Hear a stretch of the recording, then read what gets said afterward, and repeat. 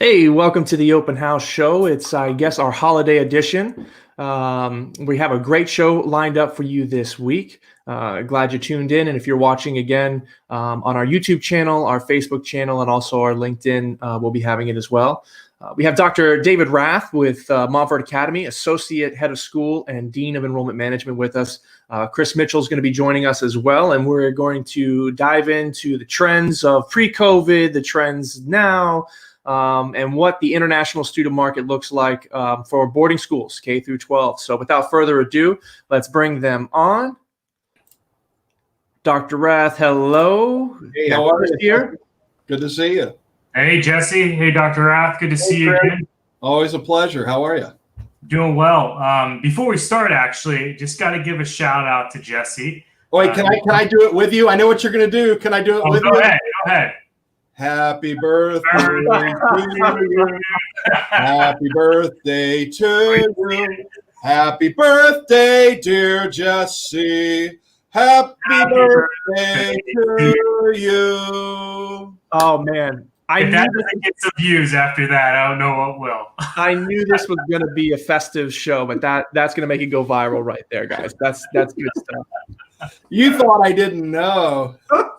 I did, and we were doing the pre-show talk, and we were just talking normal. I'm like, all right, well, we're just going to get to it, and nope, they sneak in the birthday song. That was my only curveball today. Awesome. Well, thank you again for joining us. We're really excited to get your expertise. Obviously, Chris and I are quite familiar with Montverde, but we will play dumb for the audience so that they get to know a little bit more about you and the school. I guess we can start with that. Tell us about your journey in education and, being associate head of school, as well as dean of enrollment management. I mean, the hats that you have to wear on a daily basis, I imagine, is overwhelming. So, take us through your journey and then, obviously how you handle all the roles that you have to play. Sure. So I've been in independent education for almost 30 years. Next year will be year 30. And I began in 1991, and I started as an English teacher at a day school in Virginia. Stayed there for 4 years at Hampton Roads Academy, and then went up to Trinity Pauling in New York for a couple of years, and then back to my alma mater, St. James School in Maryland, and I was there for 8 years, and that's when I first started getting in administration. So I became a dean of students, and then I got my doctorate at George Washington while I was at St. James. After getting the doctorate, took my first head of school position at age 38, and then stayed as a head for 11 years. I was a head in Ohio, Louisiana, and then Maryland. And then I was looking for my next head's job, and Dr. Casey Kesselring, the head of Montverde Academy, he and I grew up together. He said, well, come down here for a little bit and do some consulting with me. And I did, and I haven't left. People say, do you miss being a head of school? I can tell you after this year, watching what Dr. Kesselring has had to endure, I do not miss being a head of school. It's an incredibly high stress, high pressure job, and you talk about wearing many hats. A head of school wears so many different hats, and but he's done a great job here, as all the heads of schools have in the time of COVID. We've all seen stuff that you guys know we've never seen before, and no one signed on to be a healthcare worker when they decided to work in independent schools, and that's what we all feel like we are at some point. So. Hats off to all the heads of school out there who are just working tirelessly to fight through this. Oh yeah, it's been unbelievable how schools have been able to adapt and transition, and obviously all the protocols. You talk about your just normal day-to-day management of the school, and now you add on that extra layer, like you said. Everyone's a nurse, everyone's a healthcare professional in some way, along with their other jobs. Managing that, keeping the morale high. The things that are the intangibles, emotional things that you have to do as a head, as well to keep the ship running smoothly in the right direction. So, tell us a little bit about Montverde before we jump into our content piece. What draws families to Montverde? Maybe what's drawing you to stay with Montverde so long. Sure. Full insight on that. Yeah, and Montverde Academy is a really interesting school. We're very unique. We're larger than most American boarding schools, which is a very important point to make. So We actually start off in pre-K 3, and we go all the way through even postgraduate studies. But our high school is around 800, and for a boarding school, that's a very, very, very large size. But that size helps us to do many things programmatically, special scheduling, and so we're very much a niche school. We have special programming, for example. If someone wants to emphasize in theater, we have a theater conservatory, we have a music conservatory, we have academies in basketball, soccer, and tennis. And what those academies allow, they're really schools within a school. So students can focus on their passion. They can go to school for 5 periods a day and then spend the rest of the day doing the passion that they love, whether it's the stage, whether it's playing the cello, or whether it's kicking a soccer ball around, slamming a ball through the hoop, or serving up an ace. I mean, all those different things are they're pretty cool. So our size makes us unique, and then the other thing that makes us really unique is our diversity. Niche.com has us as the number 4 most diverse school in the United States, and pre-COVID we had 94 different countries represented, and then this year with COVID we're down to 70. And you won't find any school in the United States, really. Well, I suppose there are 3 others, but I don't know. I'd like to see who they are that has such diversity. But it's just really seeing the types of students that come through here, and then what they go on to do. Professional athletes. I think we have almost 50 pro athletes right now playing in some sport around the world. Just fantastic theater students that get churned out every year. I love seeing what's going to happen with them. That's a relatively new program, but I think in the years to come, you're going to see some Montverde Academy graduates who are doing great things. We have a guy on Sesame Street right now, right? Sesame Street Live, a graduate. But you're going to see some singers, I think, come out eventually, and other things. So it's just a cool school. It's a cool place to be, and the fact that that I was a head of school for 11 years and I have no desire to go back. I thought I'd be in Florida for a year and gone, but there's no reason to leave right now. I love what I do. It's fun. It's just amazing thinking about the last 20 years, 25 years, the transformation of that school from when we were even students to now is just amazing. It seems like even in a year or 2 time going back on campus, the things that change constantly. And, to add to our earlier conversation, adding COVID to the mix of the chaoticness that is running a campus at that size with that diverse population is always challenging. Yeah, and so when Casey, Dr. Kesselring got here in 1999, as you just referenced, there were 103 students, and now there are 1,300. So yeah. I think they've put something like, I don't know, $50 to $60 million of campus improvements in since that time, and it's phenomenal. It's really like having D1 athletic facilities on campus, a beautiful theater, a great location, Central Florida. That's the other thing, Jesse. When the school sells itself when people come in here in February and it's 70 degrees and you're outside and short sleeves, and that helps as well. And they tack on the Disney trip to it because it's right there. So that's right. Yeah, we talked last week a little bit about the boarding experience, and obviously we were talking, Chris and I were talking about our personal experience in Montverde, and that international component. While not as large then, we were predominantly boarding then, so we didn't have over 90 countries represented, but having that feel, we talked a lot about things that you just can't teach in a classroom, that you can't teach in a textbook, that you get when you bring on that international environment. It really just makes the whole culture that much greater, and the experience for the students. Yeah. We had 2 students last year. Some of my favorites since I've been here, but this sort of tells you about the uniqueness of the school, with a young lady named Susha and a young lady named Terry. And Susha was from Moscow and Terry was from China. And they started rooming together, talk about different, just thinking everything differently, doing everything differently. But they became friends in 9th grade and roomed together the whole time they were here, and remained good friends. And so it's just it's a fun thing to see how it all evolves. Absolutely. Kind of transitioning on that, international students, obviously that's the topic of today. I guess let's take us a little bit to catch us up to here. I know 2016 SEVA's had us kind of at the peak years of international enrollment, and every year since then it's kind of gone down a little bit. So what were you seeing as far as trends pre-COVID, and then moving from there, where are we seeing the trends right now? And so Montverde Academy, our trends are going to be a little different than you might see anywhere else in the United States, given our special programming for athletics in particular. So, for example, Brazil is our number one country. We have definitely over 100 boarding students from Brazil, and China is number two. And that alone is interesting because China dominates the international market for student enrollment. By far, they make up over a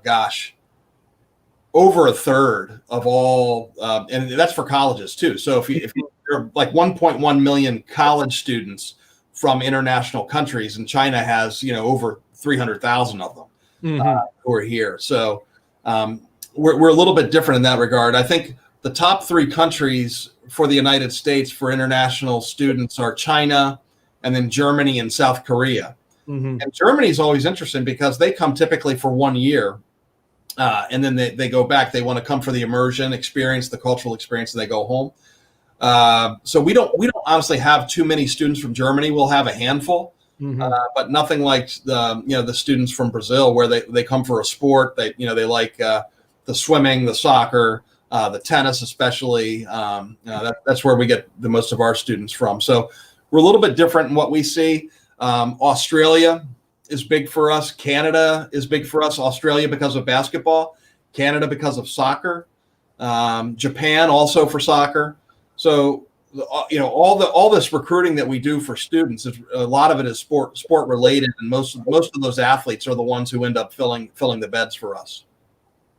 Yeah, and it gets you have your day markets, and they are what they are. You placate to them depending on where your region are. When you throw that boarding into it, even domestically, but definitely internationally, you can get very creative, depending on what programs you have. A good example, at least in my experience with Montverde is, Mexico is usually like a 1 year stay. They come for the experience, they go back home. But if you have a program to offer them, like they want to come here, they stay here, they graduate.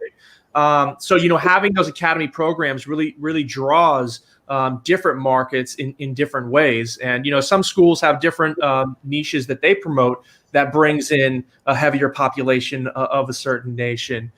So that's a real fun part about managing enrollment at a particular school, and what markets you're able to really bring in heavily. Yeah, you were talking. Your guest last week was a gentleman from Trinity Pauling, and I had worked at Trinity Pauling for a couple of years, and they were a hockey powerhouse. So we're not competing for students. We obviously don't offer hockey, but you're right. Sometimes the program will draw the students, no matter where they're from or where they're located or whatever. So definitely the program is important. Listen, if you want to build a hockey ring, I'll lead with a donation for that. The nice thing is that this program is being recorded. That's true. And listen, if you guys actually get the board to approve a hockey ring, I'll help. Jesse, you're my witness, right? I witnessed it. I didn't get a dollar amount from him, but no, I didn't hear help. I heard he's going to build it. That's right. I heard that too. That's very good. Well, the downward trend obviously is fueled by China in itself. The not that they're any less than, I think the last numbers I saw were still over 50,000 K-12 kids coming through, but their decline in coming through K-12 and university is what's really bringing the total number down. Countries like Spain have gone up, Vietnam have gone up, Brazil have gone up over the past few years, but not enough to overcome the drop in China. From what your experience is, have you seen that the universities are facing the same situations as K through 12, or is K through 12 really in a unique situation in that trend? No, I think they're definitely seeing the same things that we're seeing, and there are a couple of things that play into this year, especially. COVID who knows? I don't know how the dust is going to settle when all this is said and done. With when COVID finally, we say goodbye to it, and whatever the new normal is when it comes out. But colleges are definitely seeing the same thing that we're seeing, because we have students who go home to China. They get stuck there because the embassies aren't open. They're not issuing any new visas. China has had something like a 99% drop in visas this year. Wow. 99%. I think they've issued something like 800 versus thousands, but it was like a 99% decline. So the Chinese market is definitely leading the way with the problems for the international draw here. But there are other things going on as well. So international schools are being built in China, and they're being built in other countries. And so students who wanted that English education, that American experience, if they can get that at an international school in their home country, the price tag's a lot cheaper, and so that's certainly a draw. We're seeing more and more international schools being built. And I read somewhere that China and Hong Kong can't keep up with the demand for international schools in their own country. So that'll be something to keep an eye on. But it's going to be interesting to see how when all this settles, how it plays out. I want to just take a second to thank the Enrollment Management Association. I asked them this morning for some stats. It's not easy to find on the internet stats for high school students. You can find some things here or there, but they put their hands on some great studies, and they sent them to me.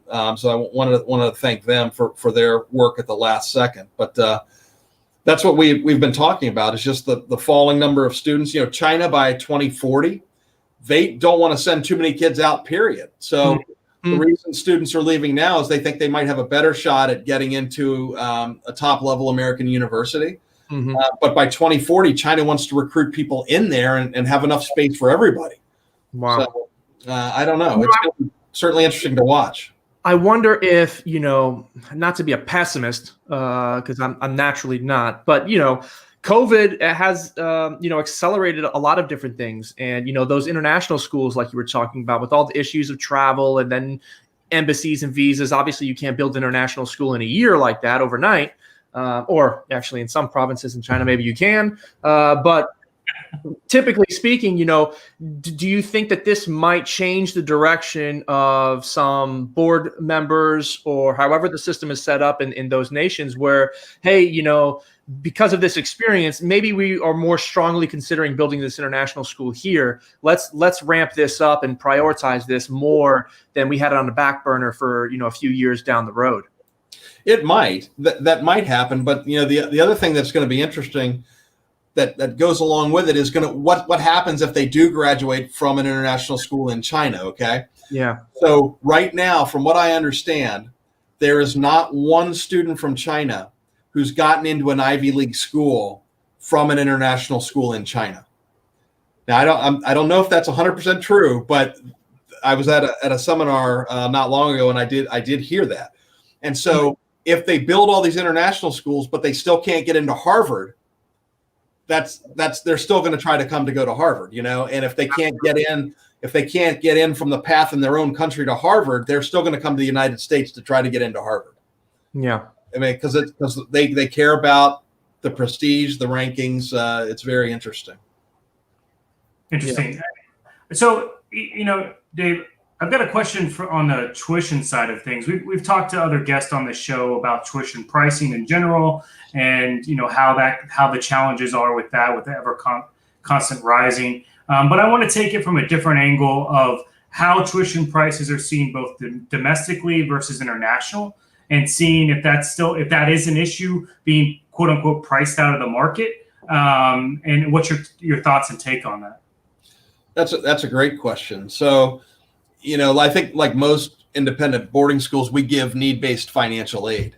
And so we have to hit zero every year to balance the budget. International families, it's going to depend on the country. Brazil, for example, the real is something like a little over 5 real to the dollar, something like that. And they balk a lot about the price. It's too expensive. It's too expensive. Domestic families, domestic parents don't necessarily balk at the price. Most of them are familiar with boarding schools. They're familiar with tuition prices. They know what they're getting into, and they also know financial aid is available. So they apply just like everyone else, and we try to meet their need if possible. So very rare, honestly, to have a full pay family in today's market. Years ago, it used to be grandparents would write the checks, and they'd pay for their grandkids to go to college. But the world is changing, and to sit down and write a 50 next year, we're almost 53,000 in tuition, plus whatever add-ons. To stroke a check like that, it's not as easy as it used to be for families. And do you think the industry, Dave, is heading to a tuition reset? There are some colleges that are taking advantage of COVID to do just that. I don't. That's a great question and a tough question. I mean, maybe not like tier 1 schools, right? But think $1 endowment, right? Like they're not concerned about it, but But think about it this way. So colleges work the same way that independent schools work, so the tuition is high, but if you can get a full pay family in, all right. So let's say that we can figure out that our average tuition price is $35,000 or so. Okay. Those full pay families are actually who could afford the $52,000 or $53,000 are actually saving some money coming. And then the other part of the problem is it's going to lessen our financial aid budget, because financial aid is just a regular part of the operating budget. So all the tuition money coming in, financial aid comes out of that as well. So if we have fewer full pay families, financial aid is going to take a hit, which also means diversity is going to take a hit. And diversity is very important to our school, and I know it is to a lot of schools. So I wonder if a tuition reset for all these families would actually do more harm than good. I don't know. I don't know, but to me, I think you kind of just try to use that financial aid to try to keep your school as diverse as possible. You're going to get full pay families, and you're going to get families who can't pay full. It's just like the same idea with college. I know that people who write stroke the check for $53,000. That's tough. And then somebody else is they might pay $5,000 to go there, but that helps with the diversity of the school. Yeah, absolutely. Yeah, and we spoke a little bit about this with a few of our guests actually, and the common theme is every school, every region, every situation has a different approach that might work for them. But you're right that that's the question, right? How are you over? Are you just right? What does your market look like? And depending on what you're able to offer as a school, you might not be affected like some other school would be with something like that. And but I love the idea, and many schools, if not all schools, are using it in such a way that they're able to use the financial aid resources that the school gets every year through enrollment or endowment or however their revenue is generated primarily, and meet different needs. And it's usually always for great things. We're going to build this program. We want to focus on diversity and equity among the population. We want to focus on this, and they use it to build the mission of the school and build that population on campus that fits that. And I was going to say there's one more piece to this too, and that. Think about if you're in New England or the mid-Atlantic states and you're going to a day school there. Day school tuition in those areas is approaching, believe it or not, $50,000 in some metro areas. Wow. In the 40s for sure. And at Montverde Academy in Central Florida, our day tuition, and we're less than our competitors locally, maybe like 15%. Our day tuition is under $20,000. So if we try to, and we think that's a fair price in the market, and we think that's a good price to try to capture as many families as possible.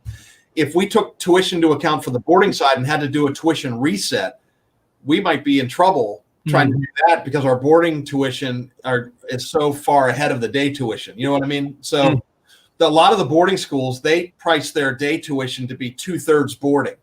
So by that, if we were to use that same model, our day tuition here at Montverde Academy would be far more than it is right now. So we're trying to, we have 1,000 strong day families. we think we offer excellence, but we want to try to keep that price down, into the affordability range. So I think we are affordable on the day side, but the boarding, yeah, that's tough. Yeah. It's always it's a big business. I mean, I remember when we used to travel, the Commerce Department put them in like the number 5 business is schools, whether that's, college or secondary education. And obviously the middlemen and women in between there, that place students, school agents, consultants, depending on how you want to call them. That's also a big business. And, getting yourselves out there around the world, they're a big piece of that.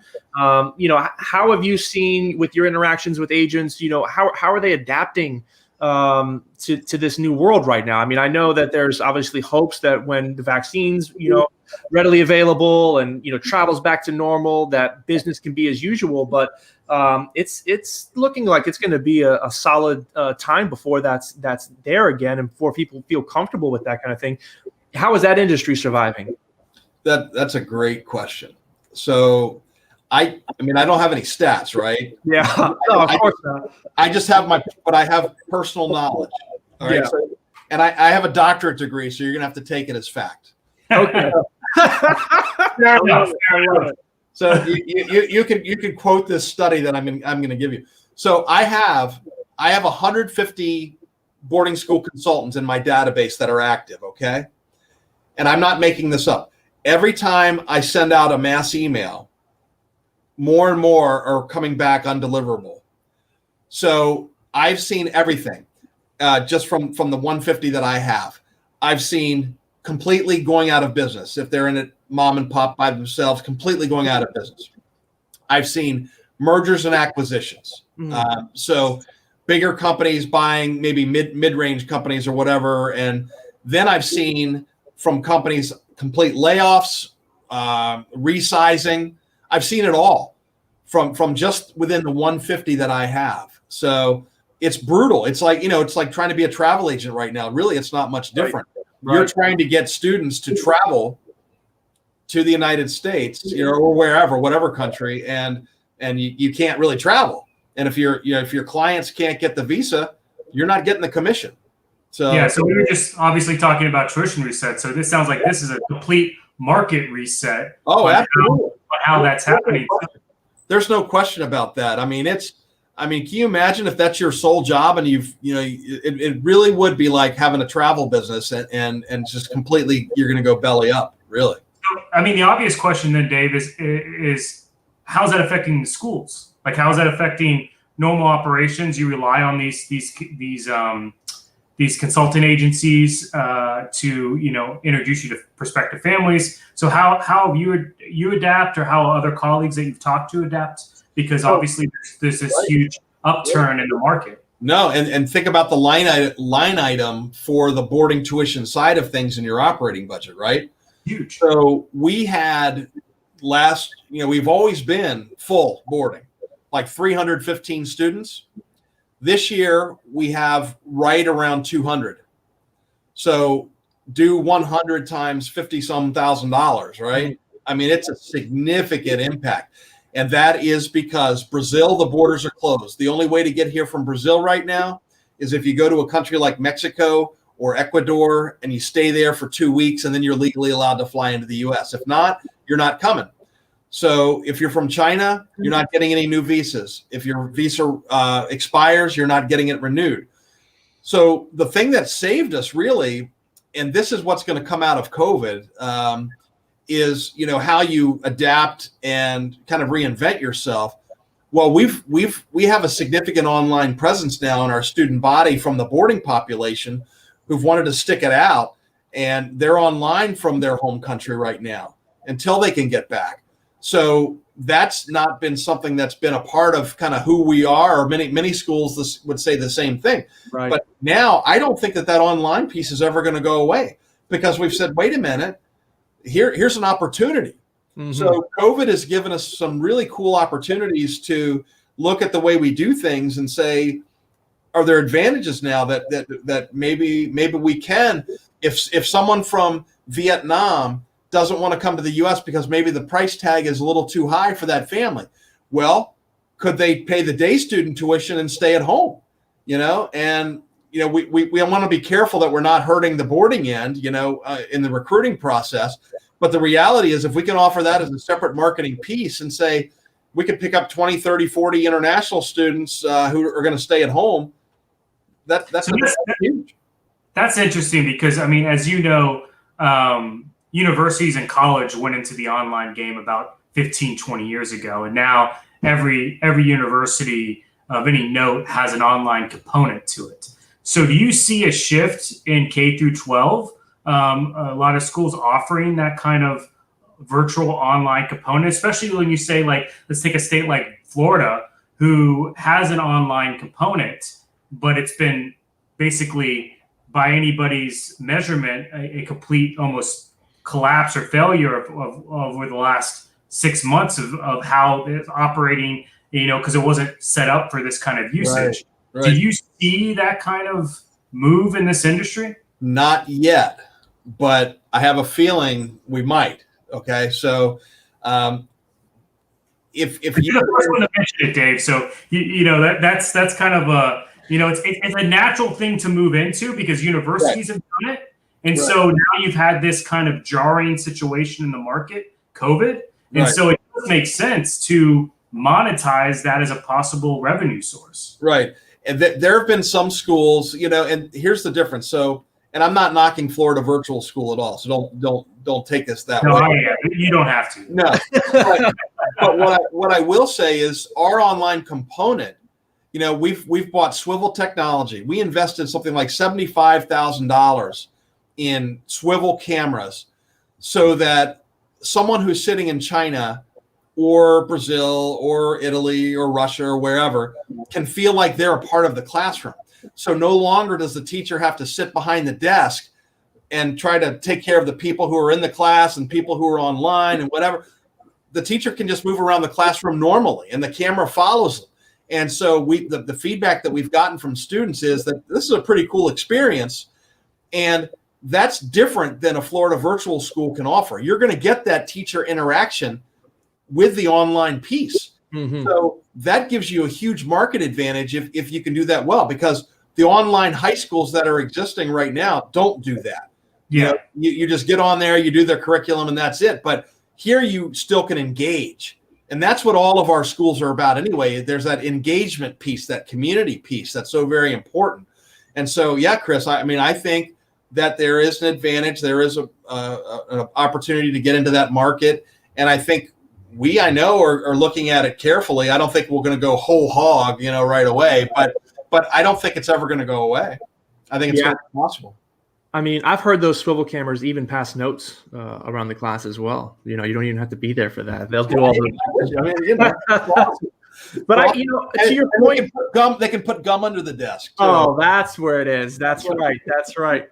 But the full immersion experience. Yes. To your point, I think that each school, depending on how they were able to handle this virtual component, will be able to consider differently whether that's something that they can move forward with. I mean, some schools have done very well with it. Like you were saying, made serious investments. Had programs that university level. I think you guys use Canvas. Many universities use Canvas. There's a lot of good programs in there that can make that transition quick, easy, and if you do it right, it's not off the table as an extra revenue component.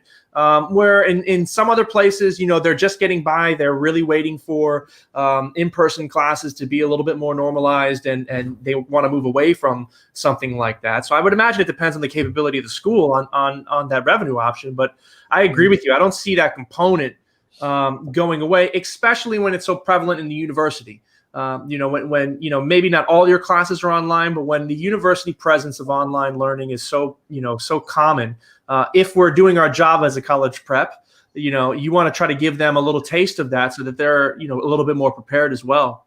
All right. And I think that last piece to kind of piggyback off what you're saying is, throughout COVID, what we're seeing a huge uptick both on the boarding side and locally, where schools haven't been able to be in person. Mm-hmm. at Montverde Academy, we've had classes in person, and 90% of those who can be here are here in person every day. And so there are a couple things that go with it. One is, how well are you handling the COVID situation in your own community? We do incredible testing. We've invested a lot of money into rapid tests for COVID. We have contact tracing. We know, if someone's been affected, we're able to find out their close contacts and to keep them isolated. So that engagement piece of having students face to face has been great for us too, because there's been a huge interest in schools where they're not in session. They want to get back into the classroom. They want to see their teachers, So that's going to be interesting to watch too. You don't even think about it, because we live in Florida, and even though things are burning all around us, we're we're fine. There's no COVID's no big. It's not a thing. It's it's a thing, but you have to handle it well, right? And we've had, I think, less than 1%, 0.7%. Since we started. So you have to stay on top of that, but we're all about community. All of our schools are all about community. And if you can get face to face, I think that's really, really important. Online is great. If you can make it interactive as possible, that won't go away. And I see opportunities there, but to me, it'll never take the place of face to face. Yeah, of course. Yeah. I could agree with that. So, we always try to have crystal balls, when we're trying to do enrollment and figure out where things will be coming from next. From your perspective, your expertise, what nation or maybe even region, do you see coming out of this the soonest? When we're talking about international market and where to find students for the next enrollment cycle. Where do you see the area that's going to be able to come out of this the quickest? Well, the one that I see, to me, that's most obvious right now is Australia. If you look up Australia, they're not wearing masks right now. Their stadiums are full. New Zealand, they've been very successful, and hopefully there won't be another outbreak anytime soon. But Australia, we have quite a number of students from Australia, and I've had one family, in matter of fact, that's moving from Australia to the local area to send their two boys. They don't want to send them as boarders, so they're going to rent or buy a house, and they're coming. So Australia to me is the one where I think it's going to happen the quickest, where we're going to get back to normal with them, students coming to us from there. Europe, I think, is going to still be a hot mess. What's going on in England right now with a new strain. Right. That's right. And then I heard, I don't know if this is true or not, but I think someone told me that the strain somehow came from South America. And if that's true, it's everywhere already. So who knows? I know they're trying to lock down England right now, but the reality is, if it came from somewhere else, good luck, right? Good luck. Yeah. So it's just a mess. It is. And again, especially with COVID, a normal situation, you don't have a crystal ball, but now you throw in the COVID's, mix and new strands coming out. Who knows? But yeah, I agree. Australia's got a good handle on things. They're cut off. So they might have a different capability. Economically, I can tell you. So let's just take COVID out of the mix. So economically, and you guys know that I go to China a lot. Yeah. During the year, I go maybe 7, 8 times at least, and you have to, given the shrinking number of students that are coming. And if you don't make relationships over there, you're going to have a hard time drawing the kids in, unless you're a tier 1 boarding school, and China goes strictly by rankings. And even though we all hate rankings, they are what they are. So, if you're a tier 1 boarding school, you're going to get the applications regardless. But Montverde Academy, we're going to fight. We're going to have to fight for the students. So, I'm over there, but I'm going to probably lessen that a little bit. Depends on how the political fallout happens as well. I know, it's really interesting. Many of our parents, and I don't mean to get too political, but, many of our parents really thought we were at war. And our Chinese parents thought we were really at war. And I said, no, we're not at war. And so I'm hoping that January 20th will bring a kind of more relaxed atmosphere between our countries. And that's my hope for 2021 anyway. I can tell you that things can only get better with those two countries right now. When I told you earlier about the number of visas coming from China, 800 or so, inquiries are down in 47 out of 50 cities from China.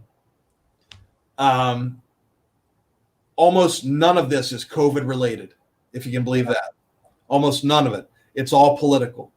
Yeah. Almost all of it is political. So let's hope that 2021 for all of our boarding schools, and schools in general, for international kids, the Chinese market is always going to be important, and let's hope those relations get a lot better very, very soon. But other than China, so I'm going to spend a lot of time in Thailand, Vietnam, and I'll tell you, a market that's going to start emerging is Cambodia. And I've never been to Cambodia, but I've been watching it, and I do think that you're going to see more and more. Cambodia will be like what Vietnam was. Vietnam is already on a nice uptick, but I am going to spend a lot of time in some of those Asian countries, Thailand, Vietnam, and hopefully get to Cambodia as well. That's very interesting insight. I mean, I remember my trip to Vietnam, some of the best people I've ever met, Awesome. Some of the best students that you can get. And you're right, there was big interest. Those fairs were packed. Yeah. And, Cambodia is a new one. That's very interesting. And that's why we have guests like you on the show to give us that stuff that we don't know. I could be lying for all you know. I mean, Hey, no, but you're a doctor. We take it as truth. That's right. No, it is true. Cambodia, I'm telling you, Cambodia is emerging. Put all your money into Cambodia. So Dr. Rath, what are you seeing in Central Florida? I mean, I guess not really so much the boarding population, but as far as a market watch is concerned, your region, Central Florida, what's it looking like? I know in Florida, we're a little bit of the Wild West. It doesn't feel like that. I know COVID's rampant everywhere. We still live life like it's the 1999 party. And, that's just Florida. It doesn't matter if it's a hurricane, catastrophic pandemic. We're just living life as usual for better or for worse. But what do you see in the enrollment market here? I think, but I'd also say, David, real quick too. I wanted to mention this before you get into this. It also feels like, now that I have a toddler, we're looking at 3 pre-K3 programs. There seems to be a school on every corner. Now that's a little of exaggeration, right? But there seems to be a lot more independent schools, per capita than you would maybe find elsewhere. And so I just want to hear your insight on that as well. My motto is you get what you pay for. Mm-hmm. So you're right. There are schools popping up all the time, but lift the hood and take a close look under the hood, right? And I think, and then Chris, I think you'll keep seeing that. I think Florida, look, the Orlando area is going to, like what I heard within 10 years is going to grow by 1 million more people. I mean, it's hard to fathom, but you're going to see more and more schools are going to pop up. It's the natural thing. If they're not happy with a public option, there's room for more charter schools and more room for more independent schools. There's going to be more room, which means more competition amongst us all. And it's going to be interesting to see how it all plays out. But Central Florida, Jesse, just like you said, we're seeing very strong interest and interest from people who are moving down here because their schools, wherever they aren't in session in person.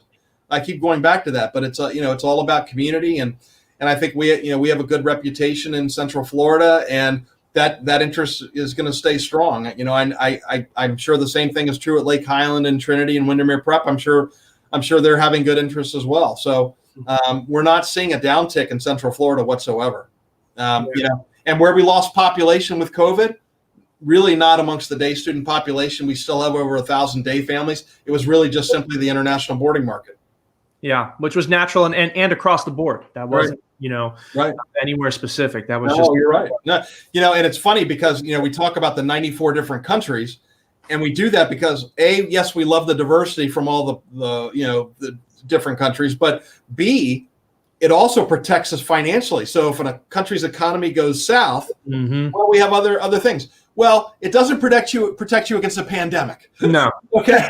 So when everyone's economy goes south, it doesn't matter with 94 countries, 10 countries, you're in trouble. So, yeah.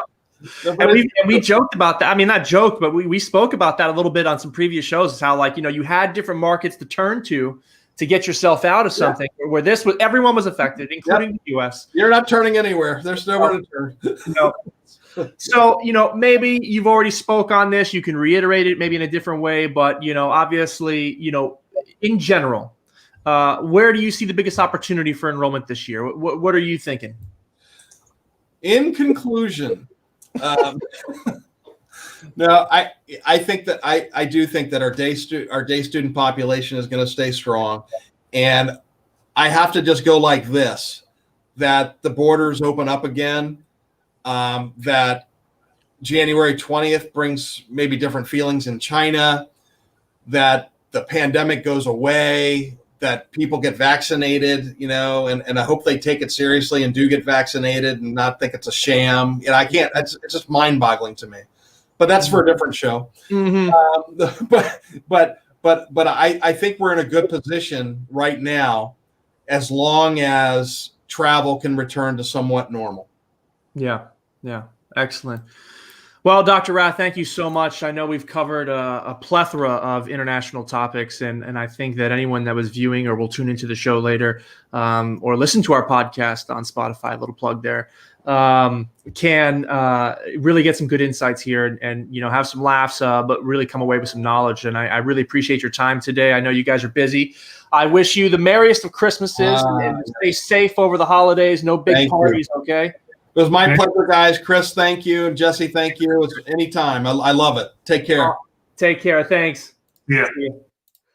Well, that'll do it for us this week. I hope you have a Merry Christmas and a Happy New Year. We're going to be off next week for the holidays. So we'll see you on January 4th when we return for our first show of the year.